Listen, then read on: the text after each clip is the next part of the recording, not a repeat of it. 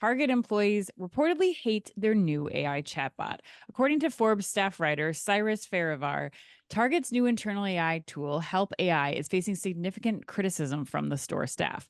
Workers have reported that the tool provides inadequate and often frustrating responses, and issues include its inability to handle complex or sensitive situations effectively, and its general lack of helpfulness in addressing those basic store operations. The reception of the new tool, Forbes claims, has been largely negative, with employees questioning the value and effectiveness of the tool, with some employees even expressing frustration over the allocation of resources to this tool when there are more pressing operational issues, such as long checkout lines and understaffing.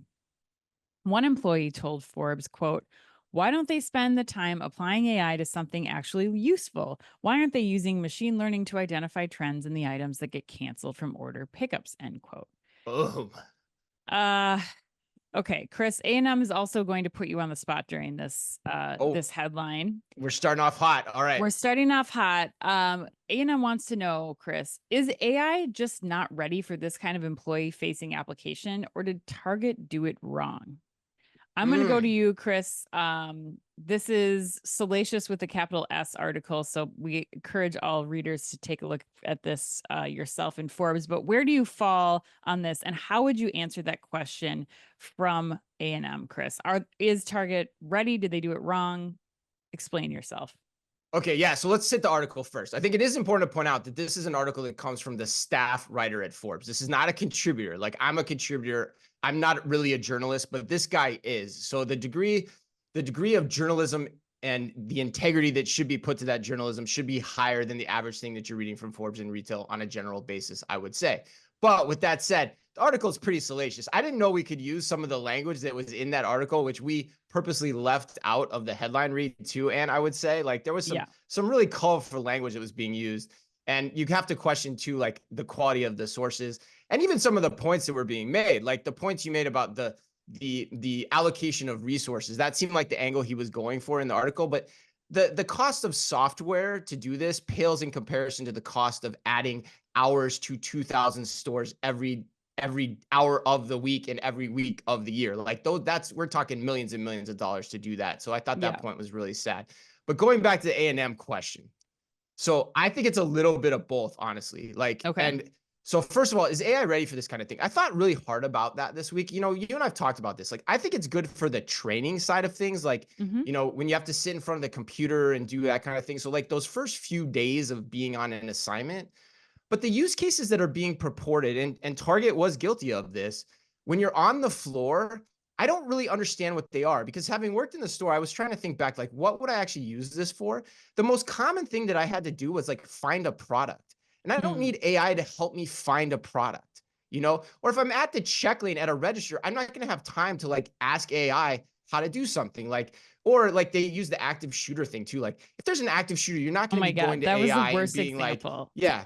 And the funny story about this, when I was getting trained, and sorry, I'm going to go a little bit long on this today, but when I was getting trained, like on the cash register, there were robberies in the area. And I said to the guys, like, I went through the training. I don't know how to open the cash register if I need to, because they try not to let you open it unless there's a transaction, right? Right. And so, but like, if there's an emergency situation where I need to open the cash register because somebody's got a gun pointed at my head, how do I do that? And the guy, and I'll never forget it because we make fun of it. We still joke about it today. The guy was like, you'll just call me. And I'm like, I'm not gonna call you. Like, I can't, the guy's got a gun to my head. Like, what am I supposed to do? So like, I just don't know how many applications there are for this type of thing, which makes me think the real opportunity here possibly is in like the passive impact, which the quote is really good too. Like, how do you use AI and analytics to help us with and understand where we need to improve our operations through computer vision, through robotics, through systematized understanding of the data running through a store? That's where I'd be investing. So then the other part, lastly, and then sorry, I know I'm going long here, but the last part too is I think Target does deserve some blame here too, because if all that's a factor, why are you taking credit for this publicly? You know, before you rolled it out, the timeline was really quick, which we called out when we first heard about this story too. And so I think there's some egg on your face here, Target, potentially, but at the same time, it's still new and they're still learning and it's still going to be, you know, adapted over time. So I don't know. That's my take, but, you know, trying to keep it on the level too, because the article was really salacious. Yeah, I mean, I think I agree with you to some extent, but I don't think that there's there's zero reason for using an AI tool like this.